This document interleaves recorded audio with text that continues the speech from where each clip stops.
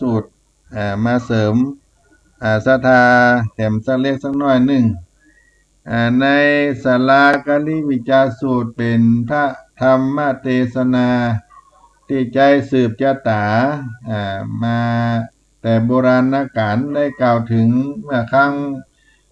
พุทธกาลที่พระพุทธเจ้าได้ตรัสกับพระอานนท์ว่าธรรมศาลากลิวิจาสูตรนี้ประเสริฐพระพุทธเจ้าได้เทศนามาจุตนทุกพระองค์แสดงเพื่อเป็นประโยชน์สุขแก่พุทธบริษัททั้งสี่ได้แก่ภิกษุภิกษุณีอุปาสกะอุปาสิกาจนได้เข้าถึงนิพพานนั้นหาที่เปรียบบ่ได้ถ้าหากว่าบุคคลผู้ใดได้ปั้มเปงลักธรรมชื่อศาลากาลิวิจาสูตรนี้ก็จะหันผลใน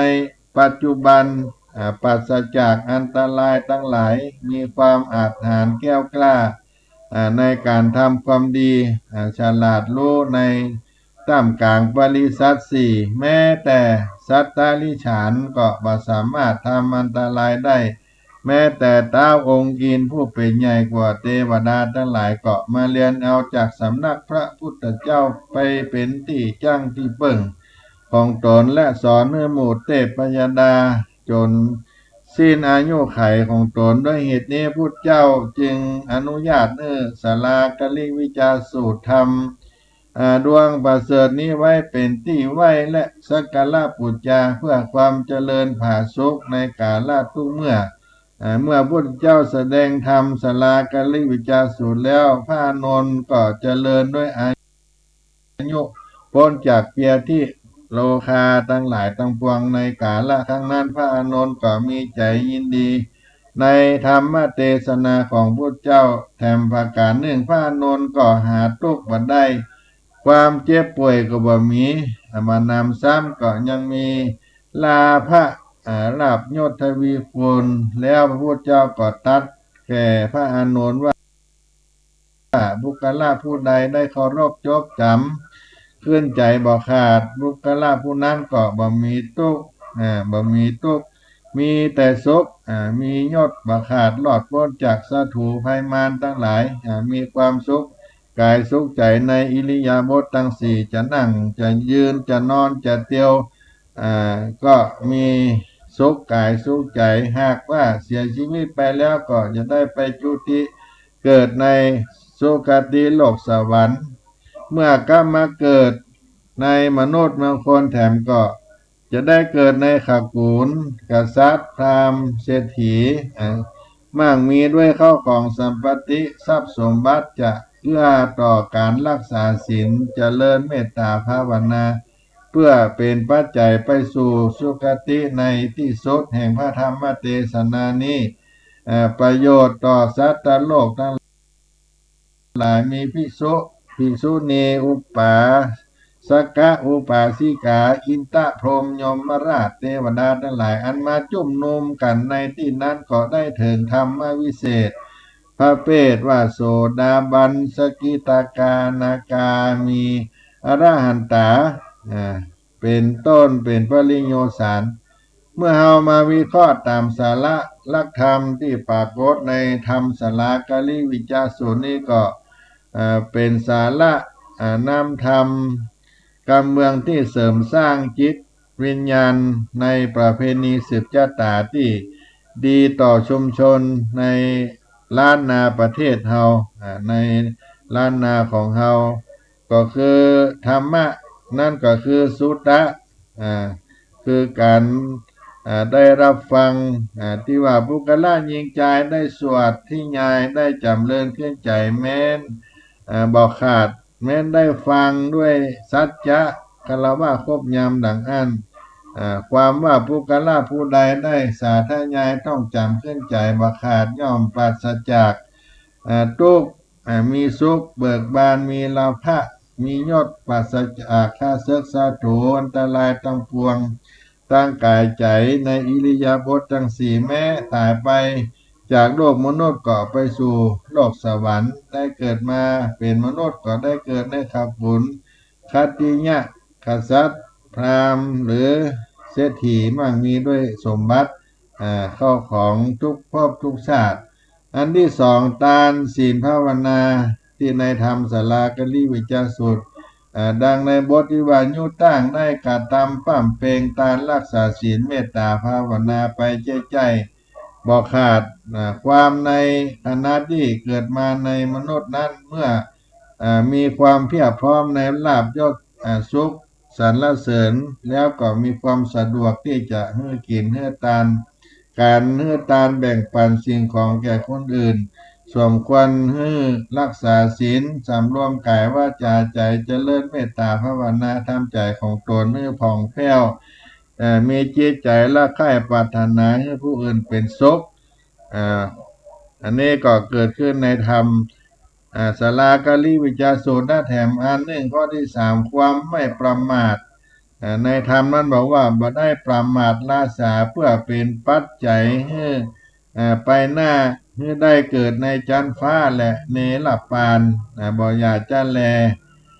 ความในบัพประมาทในชีวิตความบัพประมาทในชีวิตก็เป็นปัจจัยเข้าสู่สวรรค์นิพพานในบัจจาซึ่งก็มาถึงสอนให้มันให้ตารักษาศีลเจริญเมตตาภาวนาอยู่เป็นอย่างนิดนั่นเองก็บังเกิดขึ้นในธรรมศาลากาลิวิจาสูตรในพระถลายพิตกะอัฏฐกถาดีกานุดีกาและเอกสาร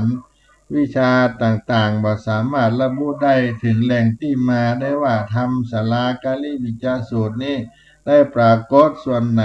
จึงทำให้เป็นที่อ้างอิง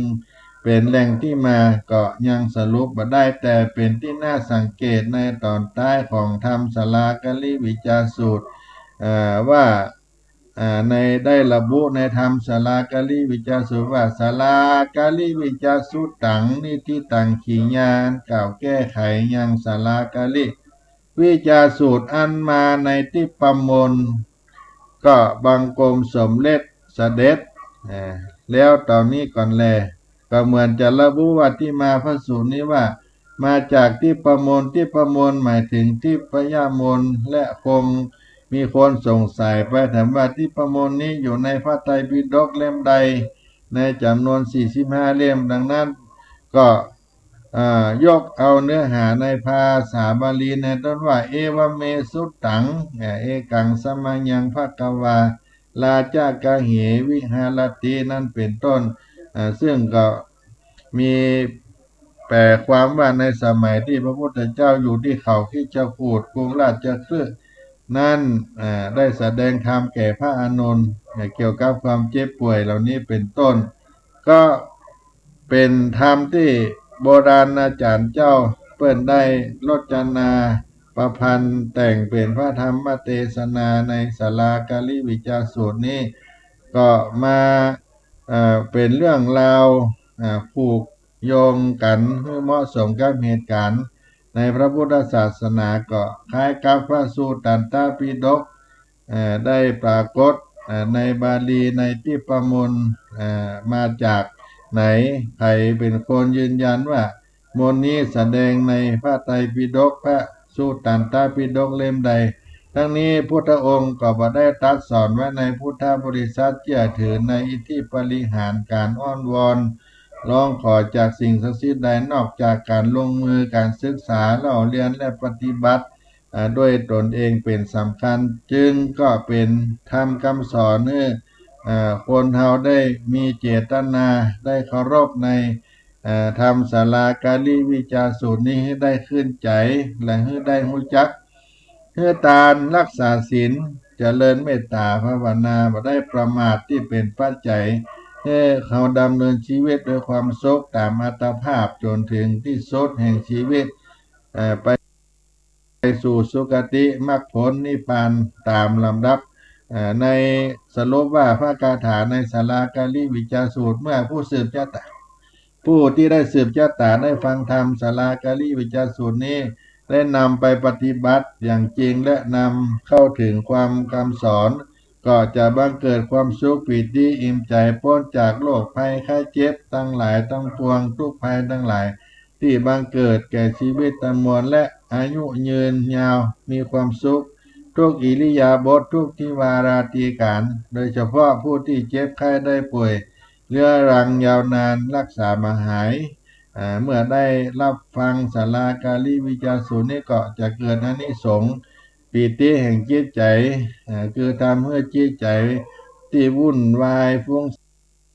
ซ่านมีความสงบเข้มแข็งมีพลังต่อสู้ชีวิตกับโรคภัยไข้เจ็บบรรเทาเบาบางหายไปเมื่อจิตนิ่งสงบแล้วสรรพสิ่งในกายที่รุ่มร้อนจะพลันหายไปหลุดพ้นจากอาการทั้งปวงก็ด้วยอานิสงส์แห่งธรรมศาลากาลิวิจารสูตรนี้เป็นสิ่งที่คุ้มครองอยู่เหนือธรรมชาติที่เฮามองมาหันมีความเชื่อยึดถือกันมาแต่ยาวนานแต่โบราณการเทพพยดาอารักษ์ก็รักษาเอาท่านทั้งหลายในศาลากาลิวิจารสูตรนี้ก็มีความสัมพันธ์ทางสังคมในจิตวิญญาณของประเพณีของชุมชนในล้านนาไทยเฮาสอดคล้องกับมหาธิปโมลปุณหัสสวิจัยเนี่ยยินตาจาตาเหล่านี้เป็นต้นที่เป็นคำสวดสืบจาตาและเสริมสร้างความเข้มแข็งในด้านจิตใจของคนเฮาให้ได้ประพฤติกรรมเกิดกุศลในกรรมบทคือสุจริตทางกายวาจาใจพระธรรมเทศนาศาลากาลิวิจารสูตรเป็นประโยชนะต่อสัตว์โลกทั้งหลายมีภิกษุภิกษุณีอุปาสกอุปาสิกาอินตาพรหมยมราชเทวดาทั้งหลายและขอได้หูจักเฮือตานได้บุญกิริยาวัตถุสามก็คือการการเสียสละการบริจาคโดยบ่คิดเอากลับคืนรวมไปถึงการให้อภัยด้วยเป็นการแบ่งปันของแก่บุคคลที่ควรให้รักษาศีลสำรวมกายวาจาการเจริญเมตตาภาวนาการทำใจของตนให้ผ่องใสมีจิตใจรักใคร่ปรารถนาให้ผู้อื่นเป็นสุขได้รักษาศีลจำเริญเมตตาบ่ได้ประมาทในชีวิตก็เป็นปัจจัยให้คนได้ดำเนินชีวิตด้วยความสุขตามอัตภาพจนถึงที่สุดแห่งชีวิตในอนาคตก็เข้าสู่สุคติมรรคผลนิพพานสืบไปนี่ก็เป็นธรรมศาลากาลิวิจารสูตรเอามาปั่นมาฝากพี่น้องศรัทธาสาธุชนท่านผู้ฟังทั้งหลายในเสียงธรรมพระธรรมจาริกวัดสลีโสดาพระอารามหลวงก็รับฟังคีตาธรรมในเสียงธรรมวัดสลีโสดาแถมสักหนึ่งคีตาธรรมแล้วก็จะได้ล่ำลารายการกันแถมข้างนอก